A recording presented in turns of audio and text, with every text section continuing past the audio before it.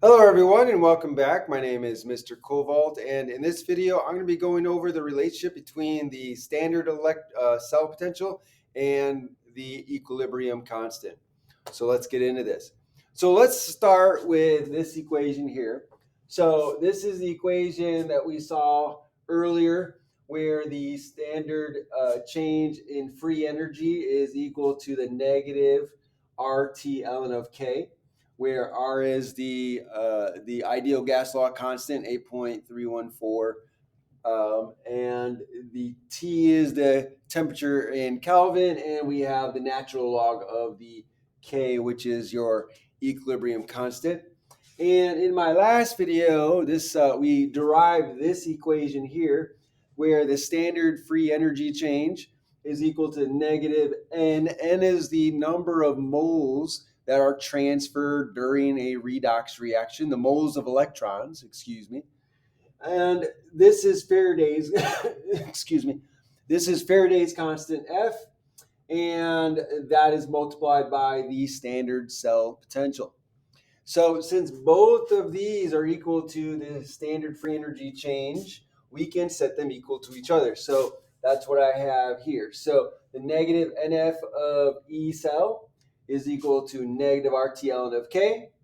The next thing I can do is I can divide both sides by negative NF. So negative NF gets divided.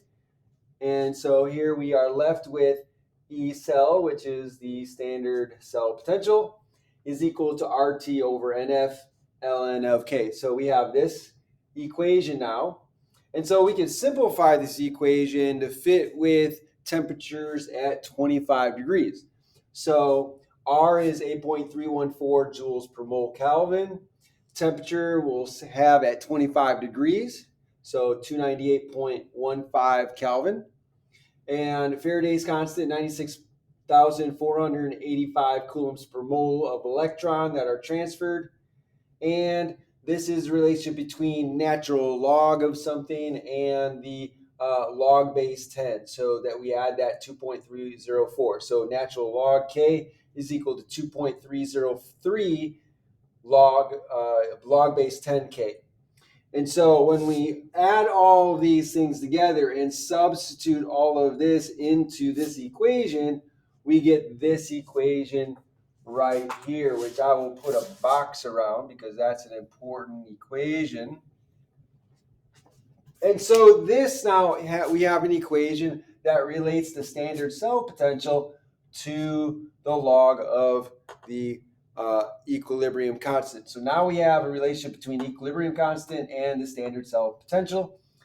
And so in my last few videos, I want to kind of summarize what we've seen so far. So this relationship between the standard free energy change, the equilibrium constant, and the standard cell potential is driven or is represented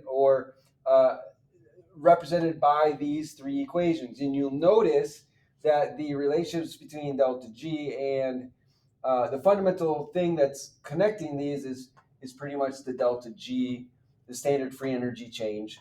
And so if we know the standard free energy change, we can use that to find the standard cell potential or the equilibrium constant. And then we can use this equation here to go back and forth between E cell and K. And so this is a nice triangle to remember. So these three equations kind of are relating these three things together.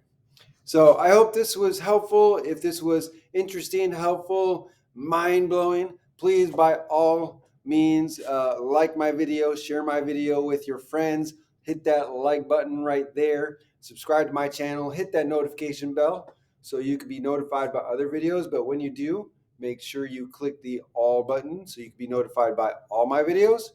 Also, put a comment down there below in the comment section. Let me know what you think and if you have got any questions. I would love to hear from you. Thanks for joining me. Have a great day.